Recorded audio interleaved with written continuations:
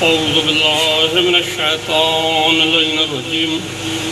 बिस्मिल्लाहिर रहमानिर रहीम। अल्हम्दुलिल्लाहिल्लज़ी हदाना लिहाज़ा वमा कुन्ना लिनहतदिया लौला अन हदानल्लाह। वस्सलातु वस्सलामु अला साहिबिद दावतिन नबविय्या वस्सौलतिल हैदरिय्या वल इस्मतिल फातिमिय्या वल हिल्मिल हसनिय्या वश्शजाअतिल हुसैनिय्या वस्सब्रिस सज्जादिय्या वल आसारिल बाक़रिय्या वल मासिरिल जाफ़रिय्या वल उलूमिल काज़िमिय्या वल हुज्जतिर रज़विय्या वल जूदित तक़विय्या वल नक़ावतिन नक़विय्या वल हैबतिल अस्करिय्या वल ग़ैबतिल लाहियतिल क़ाइम बिअम्रिल्लाह। सलावत पढ़ें।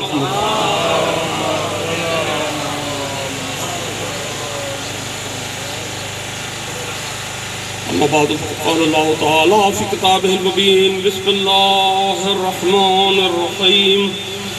वल अस्र इन्नल इंसाना लफ़ी ख़ुस्र इल्लल्लज़ीना आमनू व अमिलुस्सालिहाति व तवासौ बिल हक़्क़ि व तवासौ बिस्सब्र।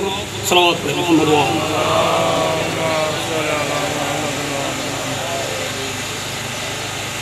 अज़ीज़ाने गिरामी क़द्र, वक्त बहुत मुख्तसर है, जल्द ही अज़ान की आवाज़ आ जाएगी। अब चाहे अज़ान हो या ना हो, लेकिन ज़िक्र हुसैन इब्न अली तो रुकने वाला है नहीं। सलावत पढ़ें। मोहम्मद व आले मोहम्मद।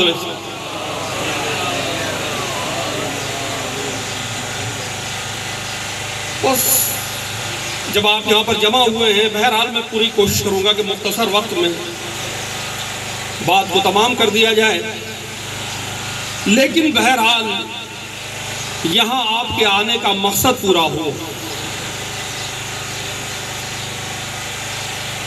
क्यों आए हैं आप यहाँ? एक वाक़या की याद बनाने। वाक़या क्या है? हुसैन इब्न अली अपना घर छोड़कर जा रहे हैं।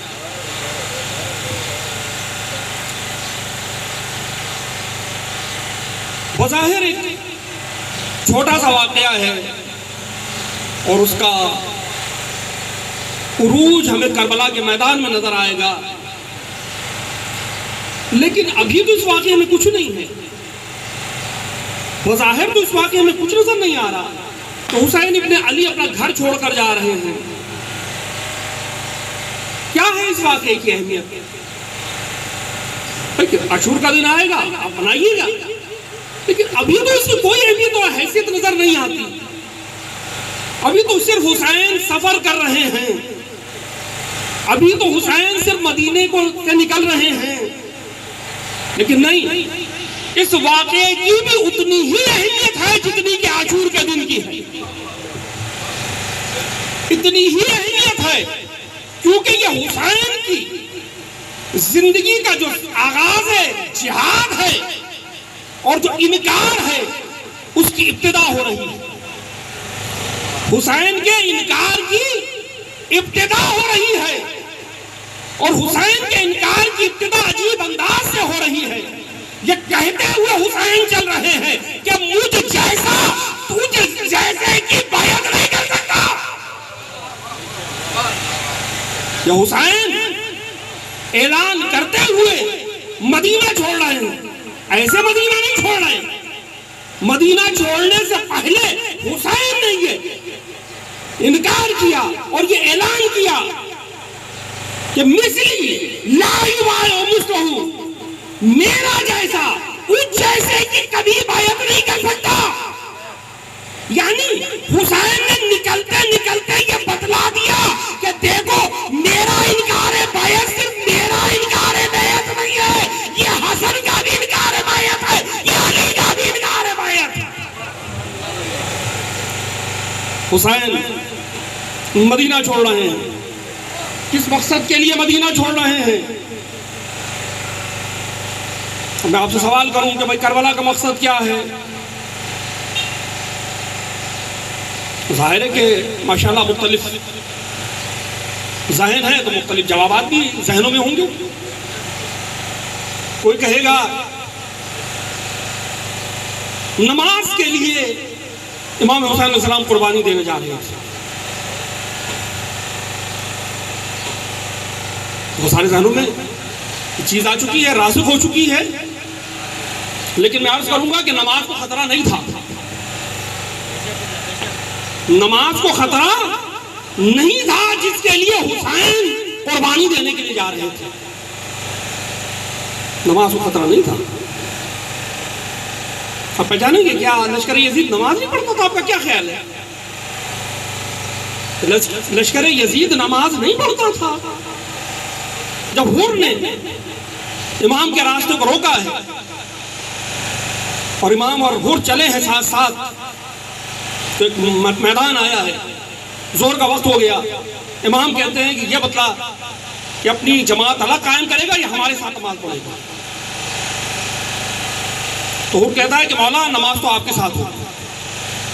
अब देखिए पहचानिएगा, 1000 का वो जो लश्कर है, उस सारे लश्कर ने ये नहीं कहा मौला हमें क्या पता नमाज, हमें क्या जरूरत है नमाज की, हम नहीं, सब ने लश्कर ने, जितना वो 1000 का लश्कर था, वो सब के सब इमाम हुसैन अलैहिस्सलाम के साथ नमाज पढ़ रहा था। तो नमाज में तो कोई मसला नहीं था, नमाज के लिए तो कोई प्रॉब्लम नहीं थी। और बहुत सारी ऐसी कैफियत है कि आपको अंदाजा हो जाएगा कि लश्कर यजीद में नमाज का कोई मसला नहीं था। नमाज में बड़ा जोर था, मसला नहीं था नमाज के लिए। अच्छा फिर क्या रोजे के लिए मसला था, हज के लिए मसला था? सवाल है कि भाई हज को मसला पेश आ रहा था, खाने काबा के लिए मसाइल पैदा हो रहे थे? ऐसा भी नहीं। आप जो पलट कर देखते हैं तो पता चलता है कि खुद इमाम हुसैन अलैहिस्सलाम तो हज नहीं कर रहे, लेकिन कितने लोग हैं कि वो 8 जिलहिज का दिन, कि लोग जिस दिन इमाम हुसैन अलैहिस्सलाम सफर कर रहे हैं, मक्के को छोड़कर जा रहे हैं, उस दिन ये लोगों के जमा होने का दिन है। मक्के में लोग आ रहे हैं, लोग आ रहे हैं, झूक आ रहे हैं। किस लिए आ रहे हैं? हज करने के लिए आ रहे हैं। हज के लिए तो मसला नहीं था। इमाम हुसैन अलैहिस्सलाम जिस साल शहीद हुए, क्या हज को कोई प्रॉब्लम थी? हज को तो कोई मसला नहीं था, लोग आ रहे हैं। यहां तक कि बड़े बड़े दिमाग फरज़दुख एक बड़ा शायर है, वो आ रहा है, अपनी माँ को लेकर आ रहा है, वो हज कराने के लिए। ज़ाहिर की शायर इस्लामी जिम्मेदारी है, अपनी माँ को हज कराने के लिए आ रहा है। इमाम हुसैन अलैहिस्सलाम का काफिला निकल रहा है और वो मक्के में दाखिल हो रहा है। इमाम हुसैन अलैहिस्सलाम को मालूम हुआ कि फरज़दुख है, शायर है। शायर उस वक्त कौन होता था? रिपोर्टर, नामानिगार, सहाफ़ी, अखबार नवीस, अखबारी नुमाइंदा। इमाम ने कहा कि ये जो है ये रिपोर्टर भी गया है, अब ये बतलाएगा हालात को। वैसे तो इमाम इल्म इलाही से सब कुछ जानते हैं, मगर दुनियावी हवाले से, दुनियावी एतबार से उसे सवाल करते हैं कि फरज़दुख ये बता कूफे का क्या आलम है, कूफे की क्या कैफियत है? तो वो कहता है कि मौला दिल आपके साथ है, तलवारें बनी उमैया के साथ है। पहचान रहे ना फरज़दुख के जुमले क्या हैं? उसने पूरा मंजर खींच दिया कि लोग मोहब्बत तो आपसे करते हैं, लेकिन कत्ल करने से भी बात नहीं आई। दिल आपके साथ, तलवारें बनी उमैया के साथ। अब इमाम तो जा रहे हैं, कहां जा रहे हैं? कूफे की तरफ जा रहे हैं। और फरज़दुख कहां जा रहा है? हज करने के लिए जा रहा है। और उसके बाद क्या ऐसा हुआ कि वो करबला आ गया हो? नहीं आया, नहीं आया। तो जिसको आना था वो आ गया। जनाब ज़ुहैर कैन वो भी हज करने गए थे, लेकिन उसके बाद आना था तो आ गए। तो आप पहचानेंगे कि उस वक्त फरज़दुख का मिजाज कुछ और था, उस वक्त सोच कुछ और थी, फिक्र कुछ और थी, जिस वक्त इमाम हुसैन का सफर था। यही सामने आ रही बात। लेकिन मैं अभी इस पर दोबारा आता हूं। लेकिन मैं आपसे अर्ज करने की कोशिश कर रहा हूं कि हज को कोई खतरा नहीं था, नमाज को कोई खतरा नहीं, रोजे को कोई खतरा नहीं, बड़ी जल्दी जल्दी गुजरने की कोशिश कर रहा हूं, हज को कोई खतरा नहीं, अम्र बिल मारूफ और नही अनिल मुनकर को खतरा था। क्या लोग बुराइयों से मना नहीं करते थे? क्या लोग अच्छाइयों का हुक्म नहीं देते थे? ऐसा भी नहीं था, ऐसा भी माशरे में नहीं हो रहा था कि लोग बुराइयों से मना नहीं करते हो, अच्छाइयों का हुक्म नहीं देते हो। ये भी चल रहा था, ये भी हो रहा था। आपको पता है कि वाकई करबला के बाद मदीने पे हमला हुआ, यजीद का लश्कर आया। क्यों आया? इसलिए कि कुछ लोग गए, वहां के हालात को देखा, जो शाम के हालात थे वो आके लोगों को बताए। जब उन पर ये खुला कि शाम में ये हो रहा है और वहाँ शराब पी जा रही है, वहाँ जुआ हो रहा है, वहाँ नामूस की पामाली हो रही है, तो उन्होंने अम्र बिल मारूफ किया, उन्होंने नही अनिल मुनकर किया। कहा कि ये ऐसे हाकिम को तो हम नहीं मानेंगे। तो अम्र बिल मारूफ भी हो रहा था, नही अनिल मुनकर भी हो रहा था। तो हुसैन इब्न अली क्या करने जा रहे हैं?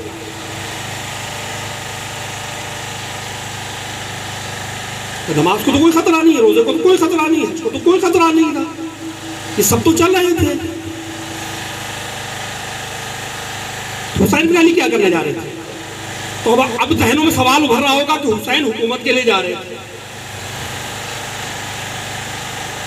ये भी एक जहन है, ये भी एक सोच है जो दी गई है।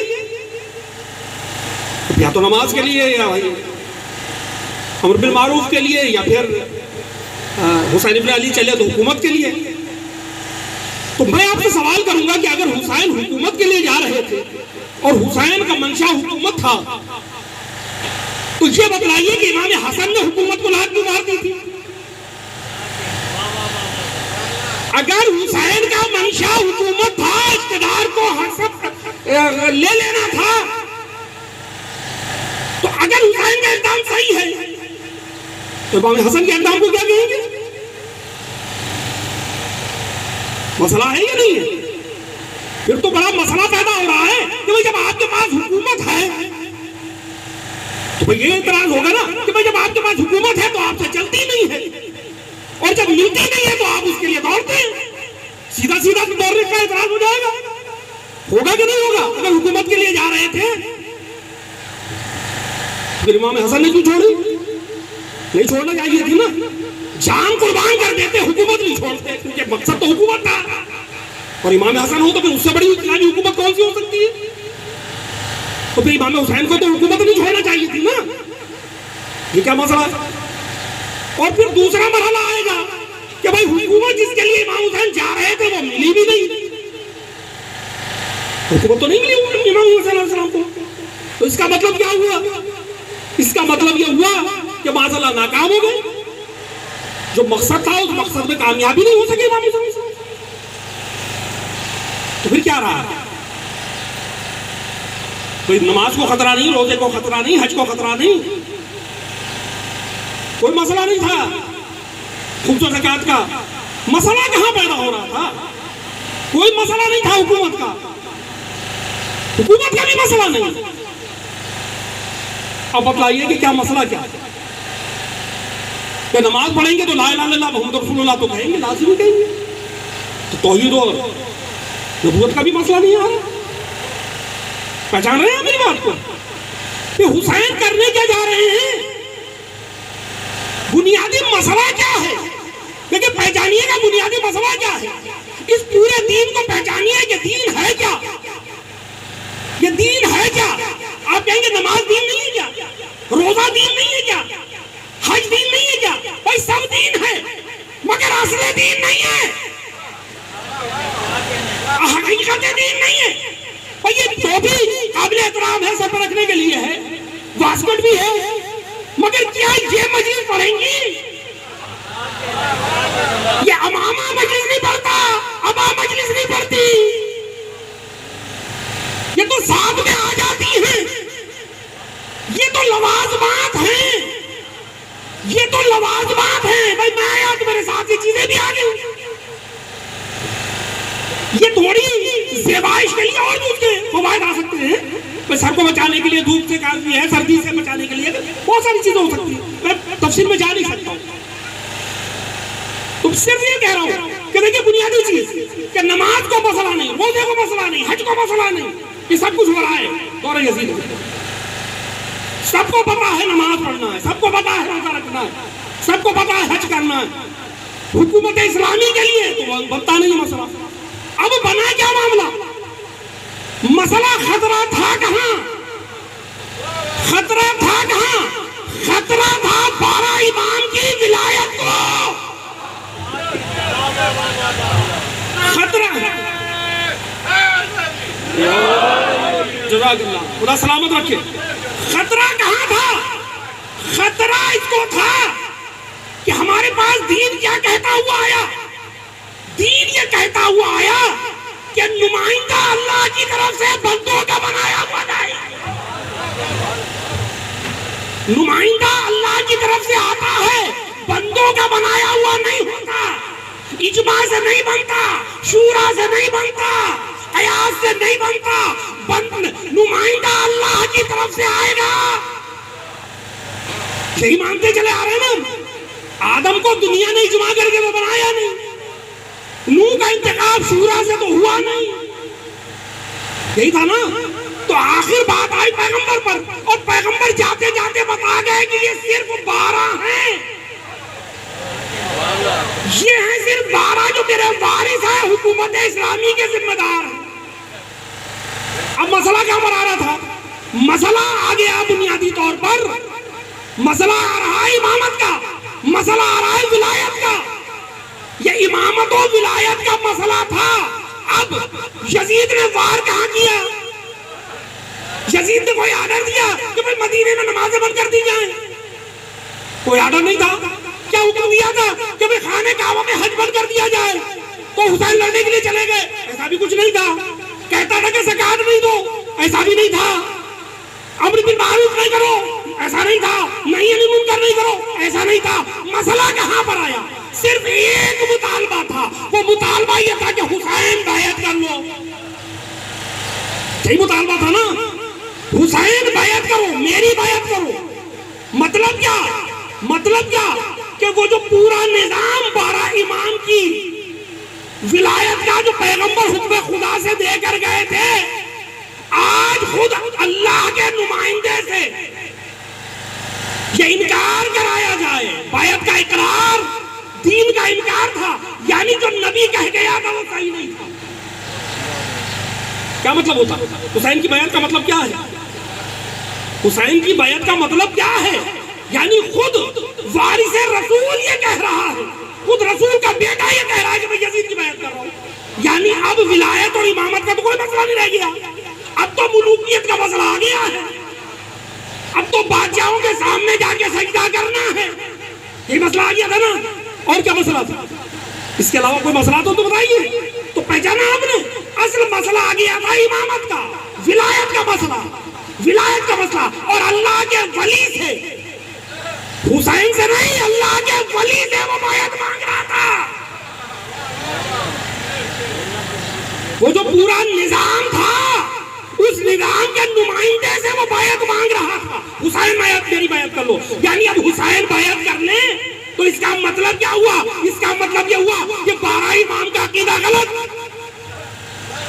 विलायत का अकीदा गलत, रिसालत का अकीदा गलत। क्योंकि खुद हुसैन उस घर का नुमाइंदा, उस घर की फर्द जिसके लिए नस्स रसूल था तो हुसैन इमाम है, हुसैन वली है, उससे बैयत का सवाल। पहचान रहे हो कितना बड़ा मसला था ये? कहां पर आकर खतरा पैदा हुआ? उसने हमला ना नमाज पे नहीं किया, रोजे पे नहीं किया, हज पे नहीं किया। उसने कहा ये तो सब काम आएंगी चीजें, ये सब चीजें तो काम आएंगी। फर्ज कीजिए आप मुझे मिंबर पे उतार दें, ये मेरी बास्केट भी ले लें, ये मेरे कपड़े भी ले लें, ये मेरी टोपी भी ले लें, मुझे तो काम आएगी ना किसी की। मैं एक बेकार आदमी हूं, मुझे किनारे बिठा दीजिए। यही मसला है ना, ये चीजें तो काम की हैं। ये तो जो भी पहनेगा फायदे पहुंचेगा उसको, किसी गरीब को तो फायदा पहुंच ही जाएगा। तो पहचान रहे हो कि कहा कि ये नमाज, रोजा, ये हज, ये ज़कात, ये खुम्स, ये जिहाद, ये तो सब हम इस्तेमाल करेंगे, इसमें तो लोगों को घुमाना हमारा काम है। असल मसला है 12 इमाम की विलायत का, असल मसला है उस नजरिए का कि ये 12 अल्लाह के नुमाइंदे। अब अगर हुसैन बैत कर ले, क्या मतलब हुआ कि यजीद की हुकूमत इस्लामी हुकूमत है। क्या मतलब होगा? यजीद की हुकूमत इस्लामी है, वही है जो अल्लाह और रसूल ने बताई है, इसलिए कि खुद अल्लाह और रसूल का नुमाइंदा बैत कर रहा है। उसके बाद तो क्या है? उसके बाद तो सारा दिन हमारे काम का। तो खुम्स क्या है? टैक्स है ना गवर्नमेंट का, हम लेंगे। ज़कात क्या है? गरीबों पे खर्च करेंगे। नमाज क्या है? लगे रहो नमाज में, पढ़े जाओ नमाज। हज का क्या है? किए जाओ हज। बरसों से हज हो रहा है, क्या हो रहा है? आ जाते हैं हज के, सुनते हैं ना। असल मसला था कि हमला था इमामत पर, असल मसला था विलायत पर, और हमने ये पहचाना, हमने ये बतलाया, हमने ये माना कि नुमाइंदा अल्लाह की तरफ से आएगा। वो नुमाइंदा होगा जो मासूम होगा, जो नुमाइंदा वो होगा जो मासूम होगा। अब देखिए क्यों पहचाने का मासूम क्या होगा, इस बात को पहचाने का मासूम क्या होता है। देखिए कोई भी इस्लामी हुकूमत का अगर नुमाइंदा बने आज या कल मासूम के अलावा, तो होगा क्या? होगा ये कि वो ढूंढेगा कुरान में, इस मसले में कुरान क्या कहता है, इस मसले में हदीस क्या कहती है, इस मसले में उलमा क्या कहते हैं। होगा महताज या नहीं होगा? मसला होगा या नहीं होगा? जो भी हुक्मरान बनेगा मसला होगा उसके लिए, कुरान क्या कहता है इस मसले में, हदीस क्या कहती है, उलमा क्या कहते हैं, फिक़ह क्या कहती है। अब वो सोच सोच के कदम रखिएगा, सोच सोच के कदम रखिएगा कि आखिरी नतीजा क्या होगा। ऐसा ही है ना। लेकिन जब मासूम आएगा तो मासूम आएगा, अब वो ये नहीं देखेगा कुरान में क्या है, हदीस में क्या है, उलमा क्या कहते हैं। जो वो कहता जाएगा वही दीन बनता जाएगा।